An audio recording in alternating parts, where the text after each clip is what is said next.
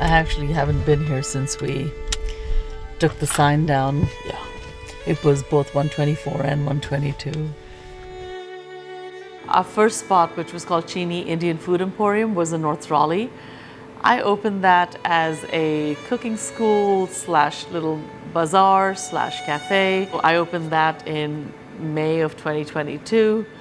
Coming out of the pandemic, pretty bold, big move. We were there for almost 2 years. And I closed that in April of this year, which is 2024, because the new landlord, which is a corporation based out of Chicago, didn't quite want us there anymore because they wanted corporations and they probably wanted Domino's. And the only way I was able to open this, my husband and I, we used the equity in our home. We put everything that, basically our largest asset, on the line because we believed in it so much. Still believe in it. Just can't do it here.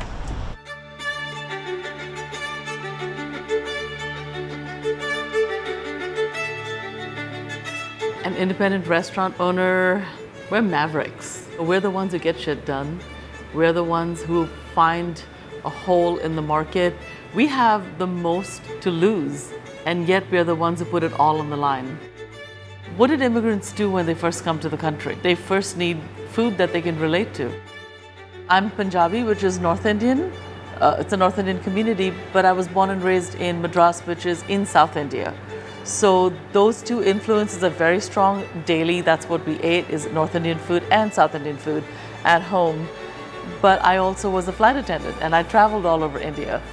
And so I've got those memories from dining out with friends, or from street foods in Calcutta, or on a layover, or from visiting my aunt every summer in Delhi.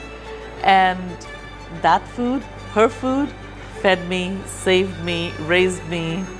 I want to honor all the cooks in my life. What won't you find at Chini is chicken tikka masala. Because A, it's not Indian. It actually is, I would say, Britain's national dish. But also, there's 5 other restaurants within walking distance where you can find really good chicken tikka masala. Why should we all serve the same food? I'd like to say, you've come to my table, let me feed you the way we like to eat.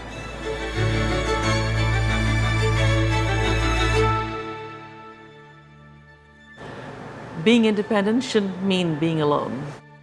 The Independent Restaurant Coalition, so the acronym is IRC, it's a group of independent restaurateurs. The IRC was born out of the pandemic when everybody was isolated, and the IRC took our isolation and turned it into a collective voice. And that collective voice lobbied the government for relief and got it.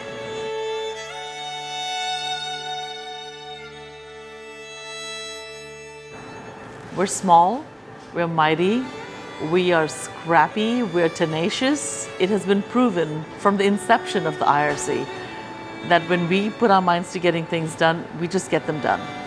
We're not sitting around in meetings, we're actually on Capitol Hill.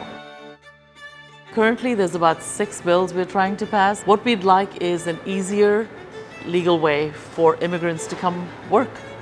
Delivery apps, the bane of every restaurant's existence, because you need them, but they're killing us.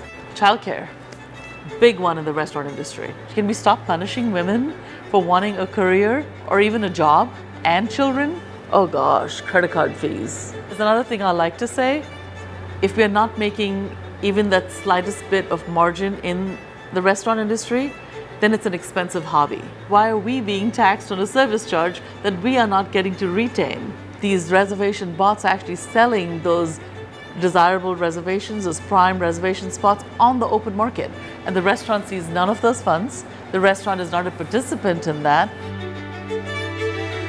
It's not just talk. It is a lot of action from a very small, very new coalition that I only see growing. We hold up this economy.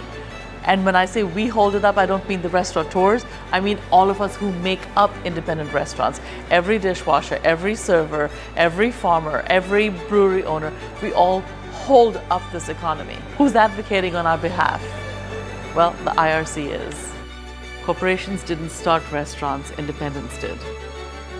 That's the beauty of being an independent restaurant owner. Because if I was part of a chain, would I have a voice? Would my food history have a voice? Would my staff feel comfortable? Would they feel valued? Would they be seen? Gosh, without independent restaurants, what would we have? Slop. Sorry. Not sorry. We would have Domino's. Or tikka masala.